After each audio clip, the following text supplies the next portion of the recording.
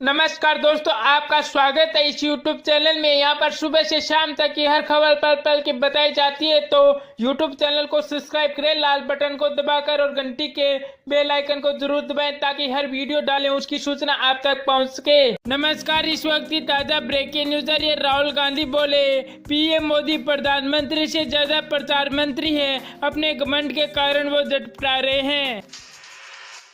कांग्रेस अध्यक्ष राहुल गांधी ने कहा कि प्रधानमंत्री मोदी का व्यवहार घबराहट का संकेत है। साथ ही राहुल ने उन पर असफलता व्यवस्था का संचालन करने तथा चुनावी विवादों को पूरा नहीं करने को लेकर हमला बोला।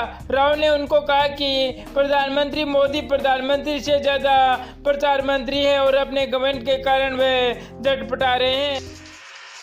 मंत्री पर 2014 के चुनावी वादों को पूरा नहीं करने व विफल अर्थव्यवस्था का संचालन करने को लेकर हमला बोलते हुए राहुल गांधी ने आरोप लगाया। मोदी का अहंकार और सत्ता की उनकी भूख एवं स्वयं का बखान करने की उनकी सनक, और वह भी ऐसी सनक है जिसमें झूठ भरा हो, और उनकी गलत फहमी की इनके पास भारत की हर समस्या का समाधान है, इसलिए उनके किसी दूसरे से सलाह मशवरे की जरूरत नहीं है। इन्हीं वजह से वे लड़खड़ा रहे हैं। उन्होंने कहा कि 2014 में पीएम की तरफ से किए गए झूठे वादे, प्रत्येक बैंक खातों में 15 लाख रुपए डालने का वादा, 2 करोड़ नौकरियां के सृजन का वादा, 100 स्मार्ट शहरों का निर्माण और विदेश से 80 लाख करोड़ रुपए का काला धन वापस लाने का वादा, ये सब कुछ चुनाव के मुद्दे रहेंगे। सब बोले लोगों ने मोदी में ऐसा नेता देखा जिनका उन्होंने 70 साल तक इंतजार किया है। भाजपा अध्यक्ष मिश्रा ने कहा कि लोगों ने प्रधानमंत्री मोदी में एक ऐसा नेता देखा जिनका पिछले 70 वर्षों से इंतजार कर रहे थे। उनका कहना है कि 2019 का लोकसभा चुनाव केवल इस मुद्दे पर लड़ा जाएगा कि चुनाव के बाद देश का नेतृत्व कौन करेगा।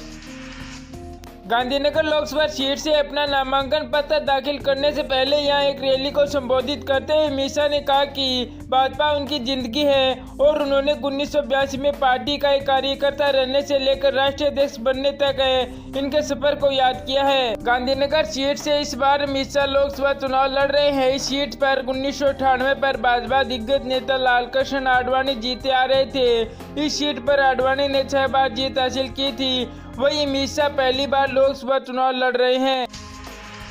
उन्होंने कहा कि मोदी सिर्फ 5 साल के लिए समूचे देश के लिए चाहते बन गए हैं, वो इसलिए कि नरेंद्र मोदी में लोगों ने ऐसा नेता पाया जिनका वे पिछले 70 वर्षों से इंतजार कर रहे थे।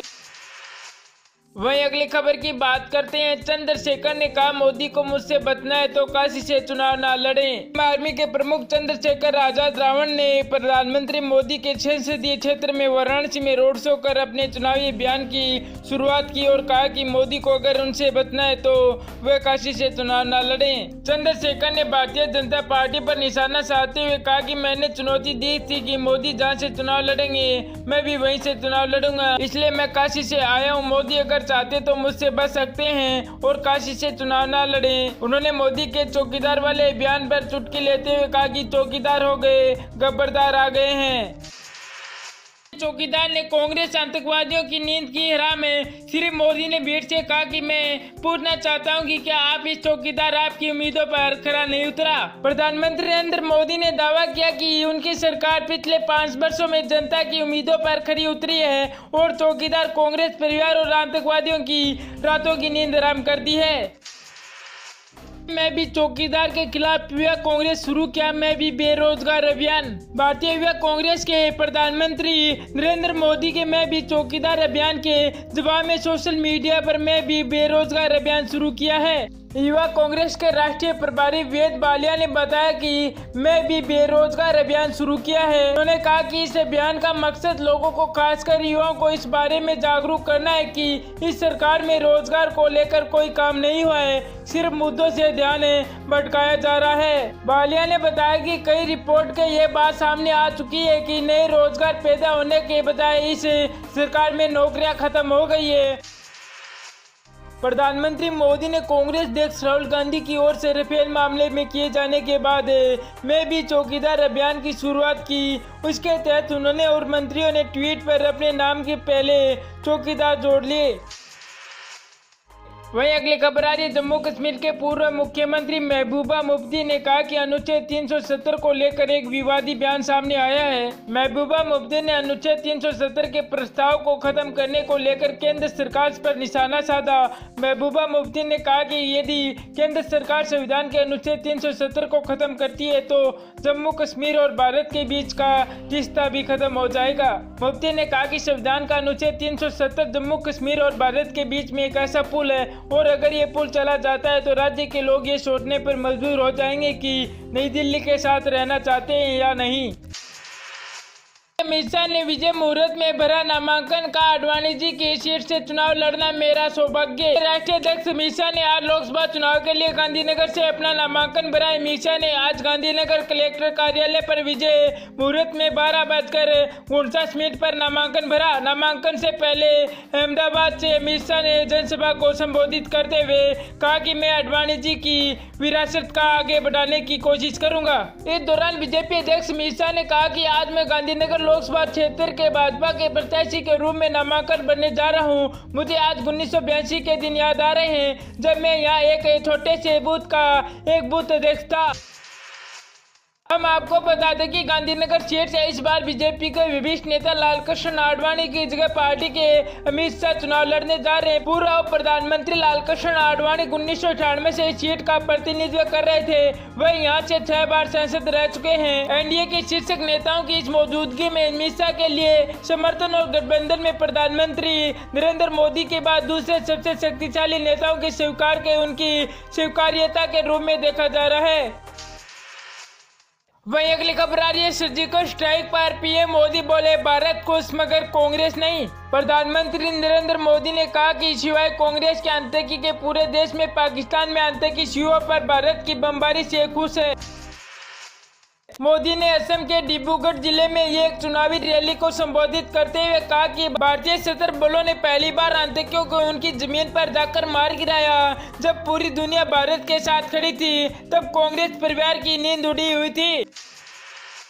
उन्होंने कहा कि हाल ही में हमारे वैज्ञानिक ने अंतरिक्ष में प्रौद्योगिकी महत्वपूर्ण उपलब्धियां हासिल की है और हम ऐसी उपलब्धि हासिल करने वाले चौथे राष्ट्र बन गए हैं। मोदी ने कहा कि लेकिन कांग्रेस नेता रो रहे हैं। आज भारत दुनिया की महाशक्ति के साथ चल रहा है और कांग्रेस चिंतित है। उन्होंने कहा कि अब ये आपको तय करना है कि आप एक मजबूत सरकार चाहते हैं या दागियों भ्रष्टाचार के आरोपियों द्वारा चलाई जाने वाली सरकार।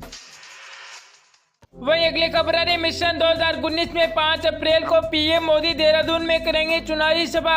उत्तराखंड में 11 अप्रैल को होने वाले लोकसभा चुनाव के मद्देनजर भाजपा ने अपने स्टार प्रचारकों के धुआंधार कार्यक्रम तय कर दिए गए हैं। 1 से 8 अप्रैल तक के राज्य भर में जगह जगह राष्ट्रीय नेताओं की सभाएं निर्धारित की गई है। लोकसभा चुनाव 2019 के परिणामों की घोषणा 23 मई को नहीं होगी। अब इस दिन डिक्लेयर होगा चुनाव का परिणाम। लोकसभा चुनाव की तारीख के ऐलान की बात करें तो एक बार फिर से ईवीएम व वीवी मशीनों को लेकर दांजी शुरू हो गई है। चुनाव आयोग पर सवाल उठाए जा रहे हैं कि पिछले चुनाव के बाद ही चुनाव आयोग सवालों के घेरे में है। इसके बाद अब आयोग ने बड़ा कदम उठाया है। विपक्ष की दलों द्वारा ईवीएम व वीवी पर्चियों द्वारा मिलान कर 50% की बढ़ाने की मांग की गई तो चुनाव नतीजे आने में कुछ और भी दिन लग सकते हैं। पता चला कि 21 विपक्षी दलों के नेताओं ने कोर्ट में एक याचिका दाखिल कर मांग की है कि एक निर्वाचन क्षेत्र में कम से कम 50% वीवी पर्चियों की मिलान किया जाएगा ताकि चुनाव प्रक्रिया की शुद्धता पर आज न इस पर सुप्रीम कोर्ट ने चुनाव आयोग से विचार करने को कहा था।